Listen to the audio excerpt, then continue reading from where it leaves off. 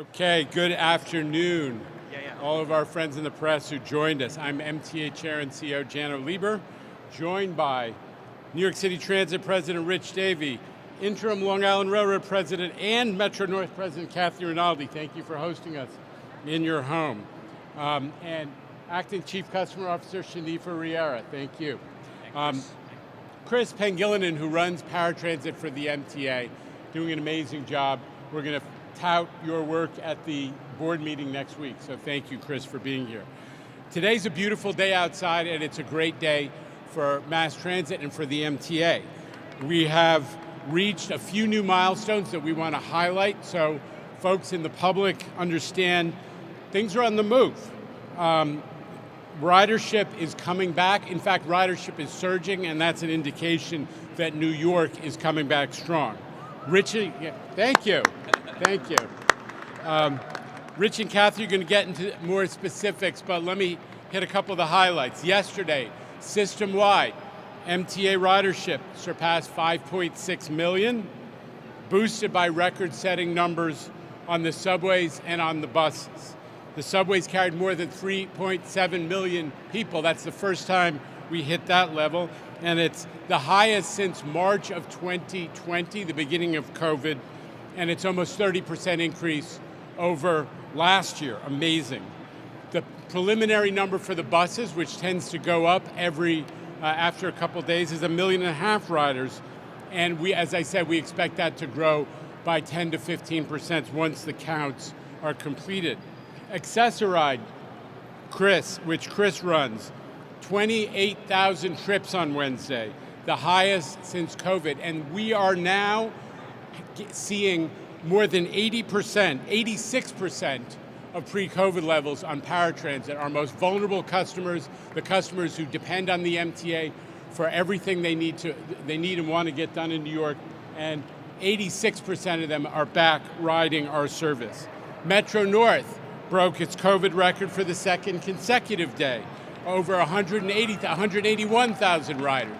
Long Island Railroad, over 200,000 riders, the second time it's cracked 200,000 on a weekday since March 2020. Actually, yesterday it was 202,000 riders. And not to forget, this past Saturday we had the highest weekend day ridership since COVID hit, 73% of the 2019 level. This agency's on the move. I want to also point out that a lot of our riders are taking advantage of our new Omni tap-and-go system, and also of the railroads, the Metro North and Long Island Railroad joint train time app. This only came online a couple of weeks ago, and drum roll please, we hit 500 million Omni rides and 1.2 million tap-and-go train time users. That's 1.2 million users for the train time app. I garbled it, and that is an amazing sense of growth. As I said, only a couple of weeks that train time has been in effect. New Yorkers are sticking with mass transit. The ridership numbers are on the high end, and I speak to my friends in the press who cover us all the time. This is the high end of the McKinsey scale. We have had to adjust projections, but we're hitting them and exceeding them already. Listen, we've made clear that we at the MTA are going to work our butts off to bring customers back, and Rich is going to talk about what is being done.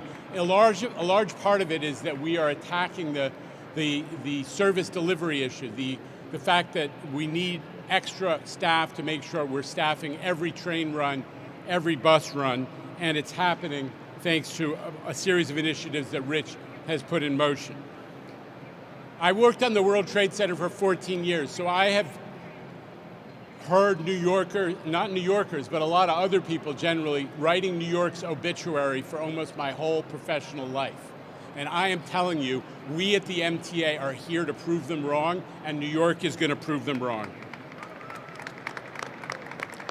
Don't forget, next week is UN General Assembly Week, also known to New Yorkers as the week of maximum gridlock. Remember that if you use mass transit, you're going to avoid all of that crazy gridlock that the UN and our friends from around the globe bring when they come to New York and they decide to ride around in black cars. Part of the success we're seeing also has to do with our riders' renewed sense of safety and security.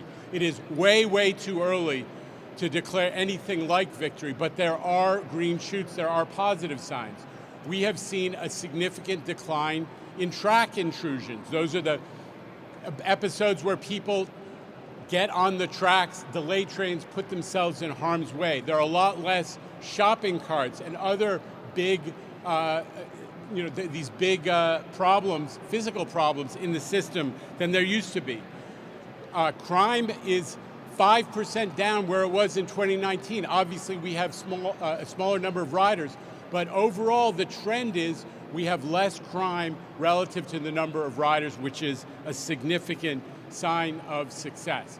And as a result of the effort that the mayor and the governor set in motion 6 months ago, the subway safety plan, where we are meeting homeless folks and trying to provide them with services and get them out of sheltering in the system, we are seeing fewer homeless folks in sheltering in the subway system. It is perceptible to our riders.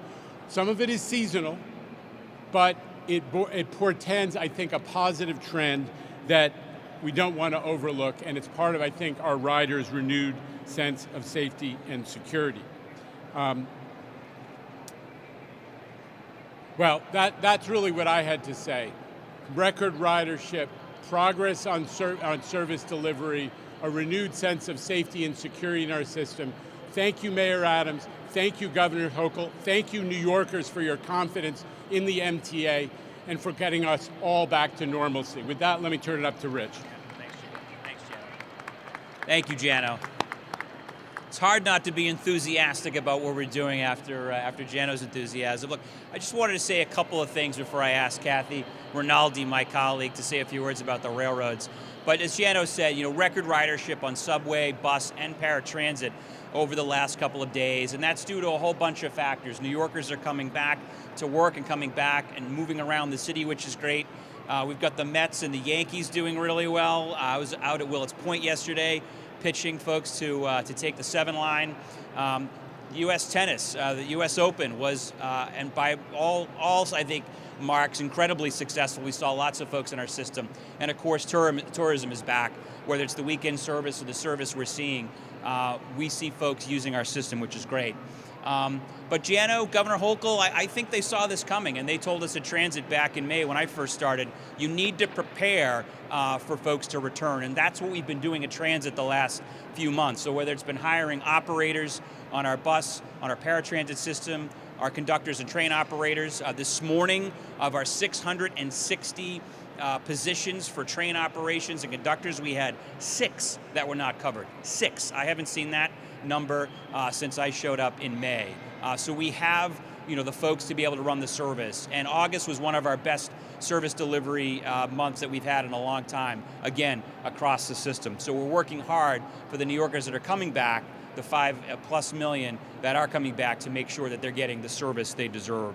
And the last thing before I turn it over to Kathy, I just want to call out our Omni team as well. Jano mentioned we've had 500 million taps on our system. The vast majority of those, of course, on subway. The work that they're doing with our partners and our vendors to deliver better quality payment services for our customers is paying dividends, and so we appreciate their work. I want to ask Kathy Rinaldi to say a few words about the railroads, also record ridership, and in many instances we share the same customer base, so we are excited to be providing excellent service across the board. Kathy? Thank you, Rich. All of us here at Metro North and at Long Island are thrilled to see so many of our customers returning. More than 383,000 customers across both railroads. We know that public transportation is the best way to get around the region, and we know that our customers know that too. And as Jano said, this resurgence is coming at a fantastic time. The Train Time app that we launched a few weeks back has been incredibly well received. 208,000 daily users, 1.2 million total users, and nearly 4 million ticket activations. It's got a rating of 4.8 stars out of 5 in the App Store and the Google Play Store. It's a credit to our in-house development team led by Will Fisher. They put their hearts and their souls into this app, and it shows. Speaking of hearts and souls, the Metro North and the Long Island Railroad teams are the best in the business. A lot of folks from Metro North are here on the concourse today. I want to give a shout out to them. They continue to do whatever it takes to give our customers safe and reliable transportation, the best possible customer experience. We are so excited to keep the momentum going as we head into the fall. We continue to offer a number of different fare discounts, the 20-trip ticket, which is great for hybrid workers, discounted monthly tickets, and the $5 off Peach City ticket during the week. As president of both railroads, I'm really excited at the prospect of a subway series later next month. And for all of the seasonal adventures, we continue to ask you to check the MTA Away app and the website. It's got a lot of information with respect to discounts on destinations throughout the territory. Thank you all very much, and I'm going to throw it back to Jana for some Q&A. Well, first, I'm going to ask Shanifa Riara, who's the Chief Customer Officer, to help us celebrate the 500 million tap-and-go user. So, thank you, Jano. And to keep the celebration going, a young woman who was leaving a work meeting, going about her business, trying to make it back to Brooklyn, was identified today as our 500 millionth customer for tapping in Omni. So I want to invite Debbie up to have a small token of appreciation and recognition of being the MTA's Omni 500 million customer. Congratulations on tapping away. Thanks. Oh, Debbie, you want to say a few words? Come on, what the heck? What the heck? Thank you for this. You like the subway. I really appreciate being able to take the subway, being able to get to work and back home safely, and the convenience of using Omni. Thank you. Thank you. Couldn't have written it better for you. Okay. Q&A.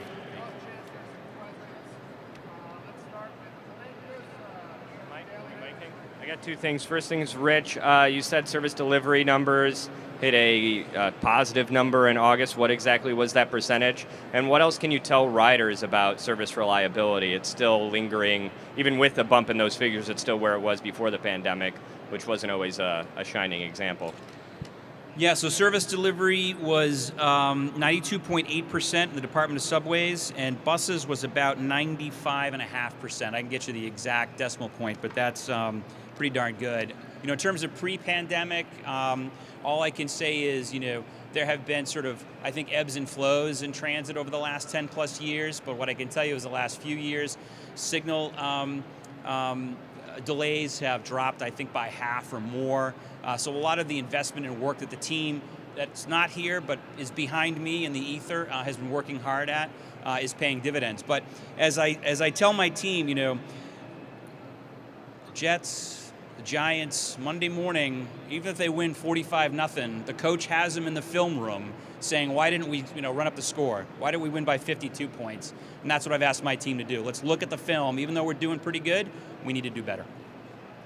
The Jets have ever won 45-0, but Jano, a Partnership for New York survey today said that only 9% of Manhattan office workers are in the office 5 days a week. Now, you mentioned that crime is down and those concerns seem to be down. So in your eyes, what might be keeping more people from returning to the office? Clayton, I'm not going to comment on those figures because I haven't seen them. Yeah, there's no question that some version of work from home is here to stay, that we're certainly continue to be in a predominantly hybrid work environment in terms of work from home versus work from the office. But the numbers that we're seeing, the surge in ridership that we're seeing says that back to the office is a meaningful trend. I don't know those specific numbers that you're quoting, but there's definitely been a shift in favor of more work from the office versus the past, and we welcome it. We're here to serve and support those folks and to give them the best possible mass transit experience. Yeah, hi, I've got a question for Jano real quick. Your predecessor last week, Dick Ravage, raised concerns that toll cheats would eviscerate congestion pricing revenue. I know that's a tens of millions of dollar problem that you have with your current tolling. Is that something you're looking at for? Are you looking at doing anything differently so that doesn't happen with congestion pricing as well? So let's talk about toll enforcement. Long before this became something that your team was looking at as part of the congestion pricing discussion, we were attacking it.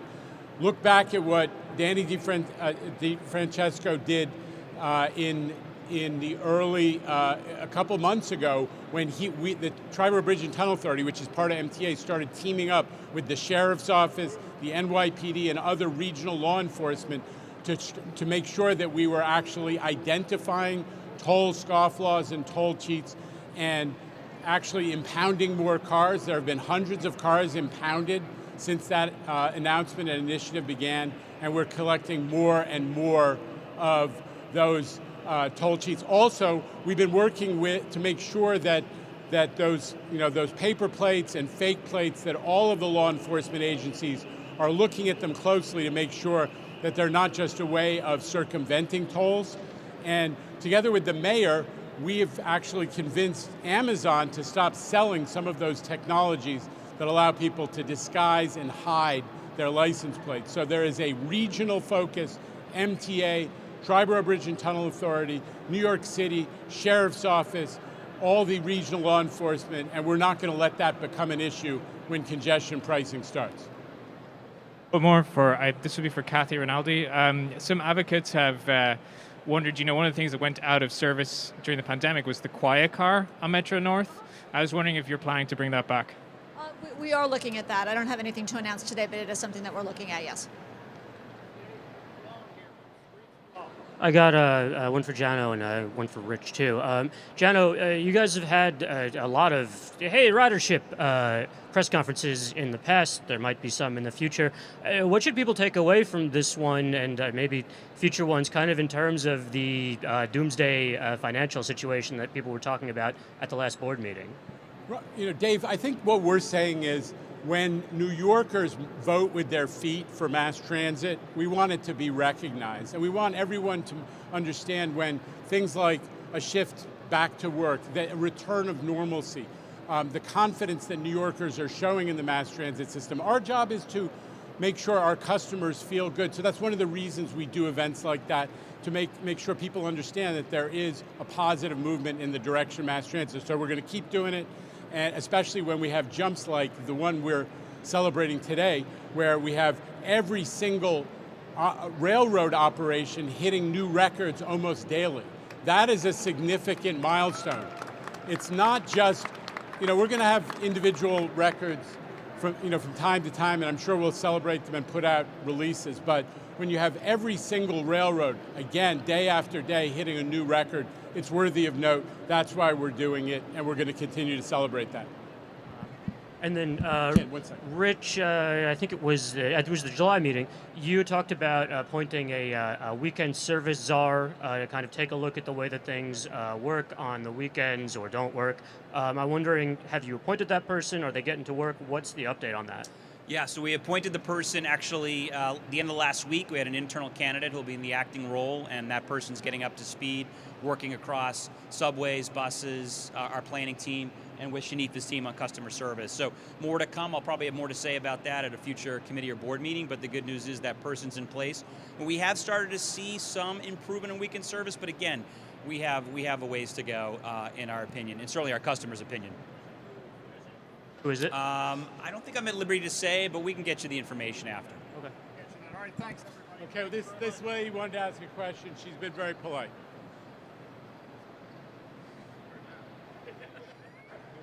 It's one of our riders. We got to respect our riders. Thank you for everything that you do for us. We really appreciate it. Only less than 30% of stations have accessibility for the disabled. Can we do something better? It's just been announced yesterday that the CEO of Patagonia is donating billions of dollars to improve the quality of lifestyle for people globally and to fight climate change. Can you please ask Patagonia and him to donate billions to New York City and create a core that's going to make every station accessible to all people, like within 5 years? I've seen what's been done in Dubai. I've seen, well, through videos, and I've seen what's been done in Shanghai. We're a great city where everybody comes. We can do anything when we pull together. So Ray told me that there was a lack of funding, but now here's funding with Patagonia. So can we please have someone make those phone calls, get the money, put a core together, and let's build something better in this city. So thank you so much for your question, and the headline of my response is, we agree with you. We are the first MTA team that has made a commitment to make every station in the MTA system ADA accessible. No one's done that before, we did it. We also put $5 billion in the current capital program devoted just to ADA. We are building ADA stations much, much faster than anyone has ever done before, and we have 70 stations programmed right now to get done. We've also settled, there were long-standing lawsuits with disability groups that, in fact, Chris, you were involved with some of those back before you came to work at the MTA, where the disability community was actually challenging the MTA in court. This is before all of us were in these jobs. And we settled those lawsuits and came together with the disability community and agreed on a funding plan and a timetable for doing exactly what you have suggested. So I'm always happy to go shake the cup at private sector, but in the meantime, we've actually got a plan and we're executing on it. Thank you. Okay.